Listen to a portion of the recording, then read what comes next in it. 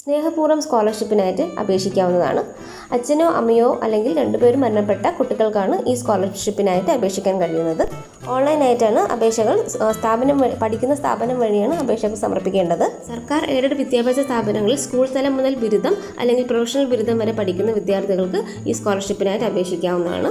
Channel ആദ്യമായിട്ട് കാണുന്നവർ channel subscribe ചെയ്തേക്കണേ. പറ്റുമെങ്കിൽ എല്ലാം ലൈക്ക് ചെയ്യുക, കമൻറ്റ് ചെയ്യുക, ഷെയർ ചെയ്യുക. അപേക്ഷയോടൊപ്പം സമർപ്പിക്കേണ്ട രേഖകൾ: രക്ഷിതാവിൻ്റെ അപേക്ഷ, മാതാവ് അല്ലെങ്കിൽ പിതാവിൻ്റെ മരണ സർട്ടിഫിക്കറ്റിൻ്റെ അറ്റസ്റ്റഡ് കോപ്പി, രക്ഷിതാവിൻ്റെയും കുട്ടിയുടെയും പേരിലുള്ള ബാങ്ക് അക്കൗണ്ടിൻ്റെ പാസ്ബുക്കിൻ്റെ കോപ്പി, ആധാർ കാർഡിൻ്റെ കോപ്പി, BPL റേഷൻ കാർഡ് അല്ലെങ്കിൽ APL ration card. APL ration card ആണെങ്കിൽ ഗ്രാമപ്രദേശമാണെങ്കിൽ 20,000 രൂപയും നഗരപ്രദേശമാണെങ്കിൽ 22,375 രൂപയിൽ താഴെയുള്ള വില്ലേജ് ഓഫീസറുടെ വരുമാന സർട്ടിഫിക്കറ്റാണ് വേണ്ടത്. അപേക്ഷാ ഫോം വെബ്സൈറ്റിൽ നിന്ന് ഡൗൺലോഡ് ചെയ്തെടുക്കാൻ കഴിയും. ഈ കാണുന്നതാണ് അപേക്ഷാ ഫോം.